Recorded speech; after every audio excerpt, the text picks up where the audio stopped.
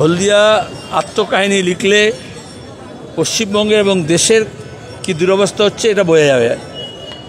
বামফ্রন্টের আমলে হলদিয়া happening place ছিল, বিনিয়োগ আসছিল, কারখানা হচ্ছিল, কিছু অভিযোগও ছিল, কিন্তু আমরা লড়াই করছিলাম। পেট্রোকেমিক্যালসের জন্য মিৎসুবিশির কারখানা হলো, তারপরে হচ্ছে রাস্তাঘাট হবে, যোগাযোগ ব্যবস্থা বাড়বে, তারপরে আশেপাশে অঞ্চলগুলোতে আরও নতুন কারখানা তৈরি হবে, এক্সপ্যান্ড হবে, একটা ইন্ডাস্ট্রিয়াল জোন হবে এবং কলকাতা থেকে হলদিয়া পর্যন্ত আর দরকার হলে আর একটা ব্রিজ করতে হবে যেখানে দাঁড়িয়ে ওপারেও বজবজের সঙ্গে যে যোগাযোগ হয় একটা। কিন্তু এখন দাঁড়িয়ে দেখা যাচ্ছে তোলাবাজি, লুটতরাজ আর নিজেদের মধ্যে গোষ্ঠীদ্বন্দ্ব করে বিজেপি আর তৃণমূল গোটা হলদিয়াটাকে বিষাক্ত করে তুলেছে। তার উপরেই হিন্দু মুসলমান সাম্প্রদায়িক এসব বাধা তৈরি হচ্ছে। কিন্তু ট্রেড ইউনিয়ন মুভমেন্টকে ভাঙতে চেষ্টা করেছিল, ভাঙেনি।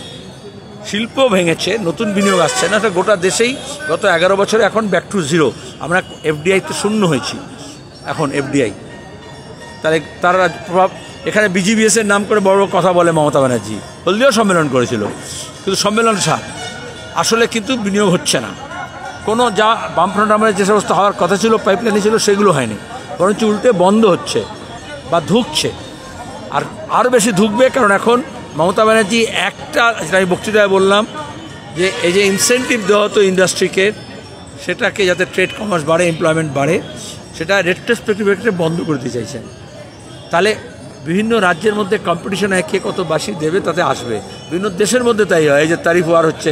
তা আমাদের রাজ্যে মমতা ব্যানার্জি এই সময় একটা ডিইন্ডাস্ট্রিয়ালাইজেশন যাতে হয়, কারখানা যাতে বন্ধ হয়ে যায় তার ব্যবস্থা করছেন, বা অন্য রাজ্যে চলে যায়। যেমন সিঙ্গুরে গাড়ি কারখানা চলে গেছে সানন্দে, তো মমতা ব্যানার্জি এখন আনন্দে এই কাজটা করছেন যাতে এই রাজ্য থেকে শিল্প কারখানা অন্য রাজ্যে চলে।